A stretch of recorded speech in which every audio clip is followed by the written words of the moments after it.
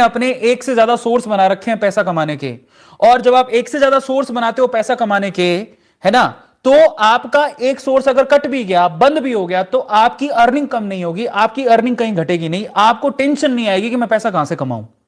जल्दी दिक्कत कब आती है? जब आपका एक ही सोर्स होता है पैसा कमाने का, तो ये सबसे बड़ी तकलीफ है। तो प्लीज मैं आपसे कहूंगा कि आप अभी से दिमाग में डाल लो कि आप लोगों को एक से ज्यादा सोर्स रखना अपना पैसा कमाने का। दूसरी एक और बात मैं आपको बताता हूं, अगर आपको पैसा कमाना है तो आपको ना आइडियल पकड़ने पड़ेंगे। धीरूभाई अंबानी का नाम लेता हूं। आज रिलायंस सिर्फ एक ही बिजनेस में नहीं है, रिलायंस के कितने बिजनेस है किसी को पता नहीं है। टाटा का एक ही बिजनेस नहीं है, टाटा के कितने बिजनेस है किसी को पता नहीं है। पर उसके लिए सबसे इंपॉर्टेंट चीज क्या है पता? अपने आप पे भरोसा और अपने आप पे विश्वास रखना। लोगों के ना गवर्नमेंट से आस बहुत है, गवर्नमेंट हमें दे दे, चिल्ला हमेशा गवर्नमेंट के ऊपर ठिकरा फोड़ते रहते हैं। अरे यार छोड़ो गवर्नमेंट को, गवर्नमेंट करेगी तो कर देगी, नहीं तो क्या? गवर्नमेंट नहीं करेगी तो तुम कमाओगे नहीं क्या? और मैंने कभी जिंदगी में अपनी सरकार से कोई आस नहीं रखी। अपन सरकार को देंगे, कमा के टैक्स भरेंगे, लेकिन सरकार से आस मत रखो, देगी तो अच्छी बात है, नहीं तो कोई बात नहीं। इसलिए आपसे कहता हूं कि अपने आप पे विश्वास रखो। पैसा कमाना उसके लिए आसान है जो अपने आप पे भरोसा रखता है। धीरूभाई अंबानी की मूवी देखी हो जिसमें अभिषेक बच्चन की पूरी पूरी लाइफ स्टोरी, मुझे एक ही मूवी अच्छी लगी और वो धीरूभाई अंबानी वाली। और क्या एक्टिंग करी उस बंदे ने, क्या बोलता है उसमें, धीरूभाई अंबानी की छवि दिखती है। वो एक ही बात बोलते थे, मैं तो अपने धंधे का पक्का हूं, मैं ये जानता हूं पैसा कैसे कमाया जाता है। समझ रहे हो? और ये चीज आप लोगों को समझनी और सीखने की जरूरत है कि आपको दूसरों पे डिपेंडेंसी नहीं रखनी कि हमें तो मां बाप कमा के देंगे, हमें तो गवर्नमेंट कमा के देगी, सरकार देगी, सरकार नौकरी दो, सरकार दो। आजकल चल रहा है, मैं गलत नहीं मानता हूं, उसको बुरा मत मानना, लेकिन मेरा ऐसा मानना है कि आप ठीक है, अगर सरकार कल को ना कर पाई तो हम लोग अपनी जिंदगी तो नहीं खत्म कर लेंगे। हालांकि सरकार को अपने कर्तव्य निभाना चाहिए, हर एक मतलब अपनी गवर्नमेंट पॉलिसीज को सही करना चाहिए, सारे बंदों को जॉब देनी चाहिए, बिल्कुल सही बात है, गलत बात नहीं है। लेकिन मैं आपसे यह भी कहूंगा कल को सरकार ना करे और सरकार करने में नाकाम हो जाए, सरकारी तंत्र बहुत ही जटिल होता है, उनमें क्या समस्याएं हैं हमें नहीं पता, तो क्या आप कमाओगे नहीं? इस चीज को समझो। क्या आपको कमाने के लिए निकलना नहीं है बाहर? और एक ही सोर्स क्यों हो? आप नौकरी क्यों मांग रहे हो? आपके पास इतने सोर्स होने चाहिए, 3 से 4 सोर्स होने चाहिए कमाने के, जिससे आपको कभी दिक्कत ही ना आए।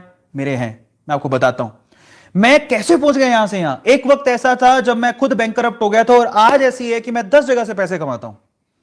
मेरी अर्निंग मैं आपको मोटा मोटी बता देता हूं, मैं एग्जैक्ट तो नहीं बता नहीं पाऊंगा, माफी चाहता हूं, लेकिन मैं पहले बताता हूं कहां कहां से कमाता हूं। मैं यूट्यूब से कमाता हूं, नंबर 1। अगर आप सुनना चाहते हैं तो ध्यान से सुनिएगा। यूट्यूब से मेरी अर्निंग होती है, सिर्फ एक सोर्स नहीं है, यूट्यूब से मेरे बहुत सारे सोर्सेज है जहां से मैं कमाता हूं। दूसरा, मैं एक बहुत अच्छा इन्वेस्टर हूं, मैंने इन्वेस्ट किया हुआ है, उस इन्वेस्टमेंट से मेरी अर्निंग, मेरी प्रॉपर्टी बढ़ रही है। ठीक है, मैंने प्रॉपर्टी में भी इन्वेस्ट करके रखा हुआ है। अब देखिए जैसे धीरे धीरे पैसा आने लगता है, लोग कमाने लगते हैं। ये प्रॉपर्टी और इन्वेस्टमेंट तो बहुत दूर की बात है, जब अगर पैसा होगा तब आप इन्वेस्ट कर पाओगे। लेकिन मैं आपसे कहता हूं कि अगर आपका 100 रुपए तो भी आप इन्वेस्ट कर सकते हो। लोगों को आज ना इन्वेस्टमेंट से डर लगता है, मैं आपसे कहता हूं इन्वेस्टमेंट से डरने का नहीं। और आपको अगर मैं आपको बताता हूं एक और बात, आपको पता है बहुत सारी कंपनीज ऐसी है जिनके शेयर का प्राइस 100 रुपए भी नहीं है, 100 रुपए भी नहीं है।